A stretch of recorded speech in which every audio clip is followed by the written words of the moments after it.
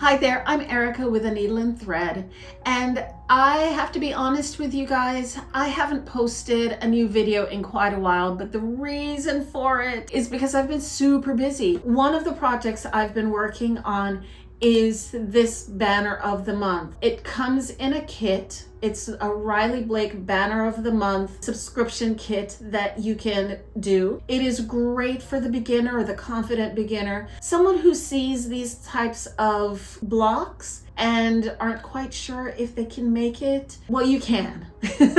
Let me just say that you can. The video that I have here is going to show you exactly how to cut, how to mark, how to stitch, putting it all together. In this kit, you're going to get enough fabric for the top of your quilt. You're going to have enough for the backing, for the binding, and you're going to have fabric left over. It's a really great deal. Each block also, you have an opportunity to either finish it, bind it and hang it on a stand like this, or you can hold on to it and at the end of the year when you have all 12 of your seasonal blocks done, you can finish it off in a quilt. So it's up to you. It's really not as difficult as it seems, and I think you're going to have a lot of fun with it. The first thing I ever do when I'm making my quilt is I do all of my cuts, but you can see that I've put a label on every piece of fabric that I have here.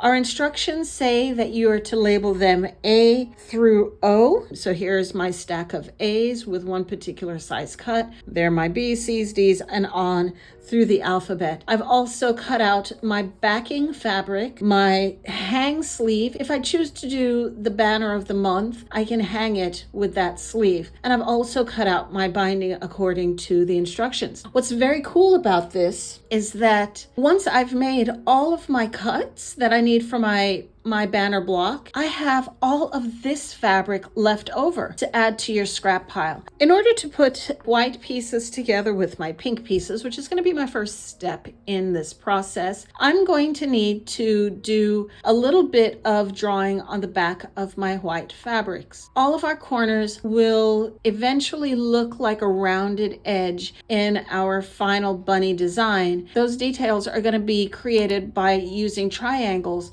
on the corners of the pink pieces, the larger pink pieces. So to prepare, what I've done is drawn a diagonal right across each one of my squares that I have prepared here. My squares are, of course, varying sizes, but I have a diagonal drawn because what I'm going to do is what's called the stitch and flip method. I'm going to put the right sides of my fabrics together with the square lined up directly in the corner, just like this. I'm going to stitch directly on that line. Once it's stitched, I can trim off this outer piece of triangle and flip my triangle out to fill the corner again. The first unit that I'm instructed to work with is the L unit. It measures 3.5 by 5 inches, and it wants me to place the squares in these 3 corners. And I'm going to make sure that the diagonal travels from the side edge to the top edge. Please, please, please, please, please do not put your diagonal coming into the center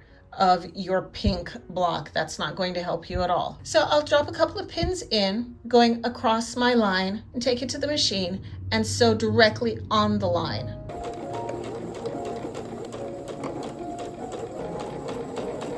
So with the stitch and flip method, I've stitched directly onto the line. I'm going to trim it. Your trimming can be 1/4 of an inch, a little bit more, a little bit less. It doesn't have to be perfect. And then I can take it over to my iron and press it so that this is my finished product. My next piece is going to be in using the pink piece labeled N, 3 inches by 4 inches. I'm going to attach the 3 by 3 E to the top left corner and the 2 by 2 F to the bottom corner. Again, using the stitch and flip method, I've already drawn the diagonal on the backs of my pieces, and so I can secure them to my fabric, to my pink, just like that. I'll put a couple of pins in, and then I'll stitch directly on the line.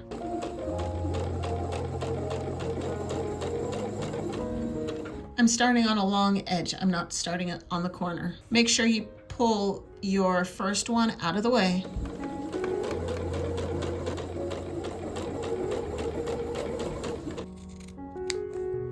My next combination is going to be the K square, measuring 5.5 by 6, and I'm going to put 2 eye pieces on either corner, top and bottom.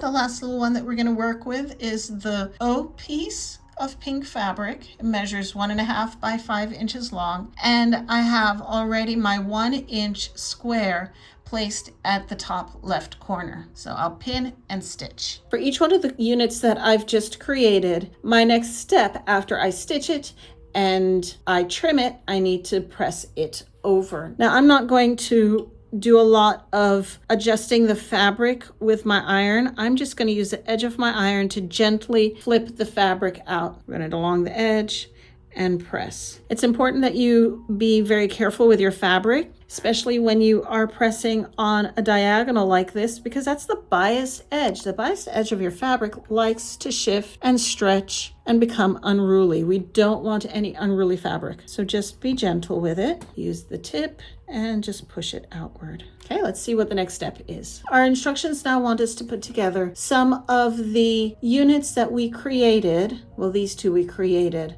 with the corners, put those together with background color, which is the white.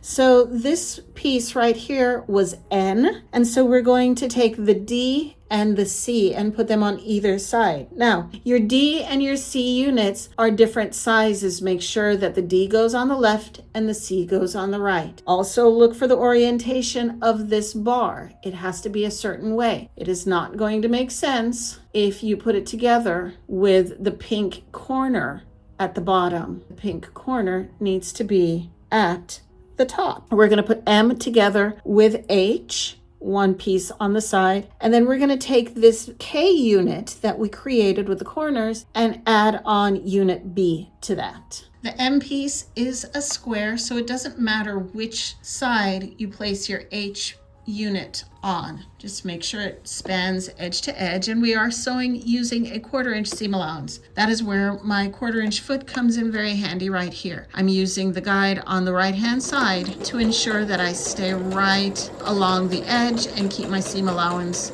at 1/4 inch.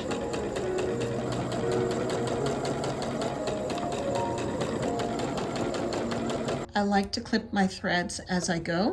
It helps me to keep my piece a lot neater. Now when it comes to pressing, I'm going to press my seam allowance to be underneath my white fabric. So I'm pressing it away from the created seam. Yeah, flip it over, keeping my single piece of fabric, unseamed fabric on the bottom. And I can pay close attention to what's going on with my seam allowance right here. Okay, so I'm going to bring them to the iron and give them a quick press. My aim is to keep the seam allowance underneath the white fabric. So with my warm iron, just come to that seam and push it over to the side. And I'll do the same coming in the other direction. Go right up against the seam and then push it over to the side.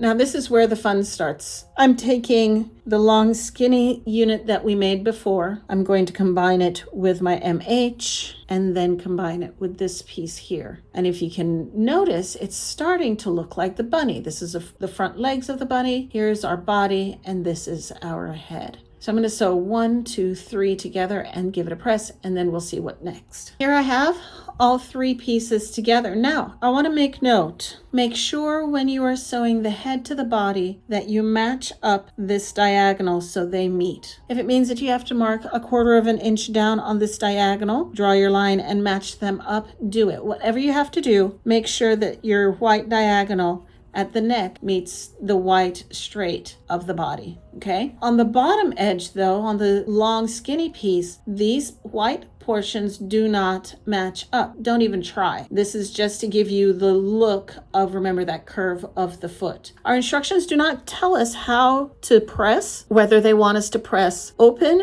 or they want us to press to one side. Since we have a bunch of seams coming together in one place right here, I'm opting to press open. To do that, I'm just going to use my finger, open up my seam, just like that, and using the nose of my iron. I'm not using the full length of my iron, just the nose of my iron to come along. Once I have it open with the nose of my iron, then I can put weight on it. There we have it. Our rabbit comes together pretty quickly. Here's my front area. There's the back of it. Look at that, almost like a bunny already. And then here is my ear. So I'm going to put those together. I'll put the front to the back along this seam. I'll press it open, and then I'm going to put the ear onto the top edge and press that open as well. Here's my front and back put together. I'm going to flip it over and press it, but I want you to notice none of my seams are meeting. That's because the rabbit, the design of this was done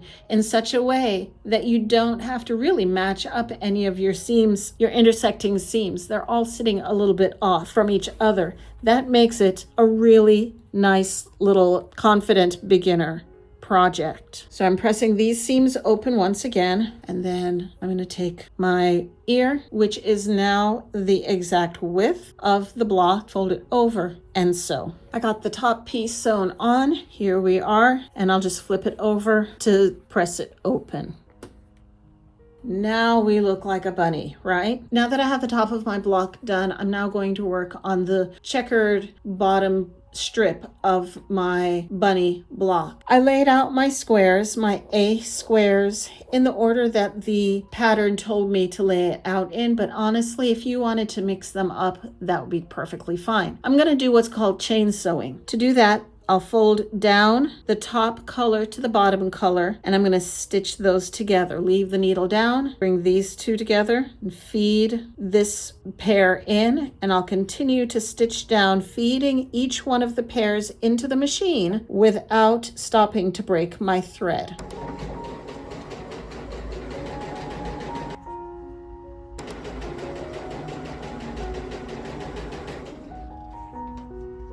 Okay, so I put my two pieces on either side and I pressed my seam allowances out. I have my colorful border on the bottom and it is the same length. I'm just going to flip it up, drop some pins in, and sew along this bottom edge. So you have a couple of options here. You can either choose to put batting behind and put a backing on it, finishing up this entire cute little block all by itself to hang as an independent banner. Or you can hold on to the quilt top or the block top with the rabbit and save that to put into the larger quilt at the end of the year. What I'm going to do is finish this for you. I have my backing fabric and my batting fabric. You can see that they're both larger than the size of my quilt top. I want to get these 3 units together so that they will work as one for when I am quilting. I sprayed a little bit of 505 temporary adhesive spray. This is the one that I like to use. This will wash out in the laundry. We're going to use a temporary basting spray. You notice that I sprayed onto my batting. I didn't spray onto my fabric itself. I did the top portion and see it's already adhering. I'm going to spray this lower portion. There we go. And I can just use my hand and gently smooth it out just like this. I'm going to flip it over because I always want to do my spraying onto my batting, not onto my fabric.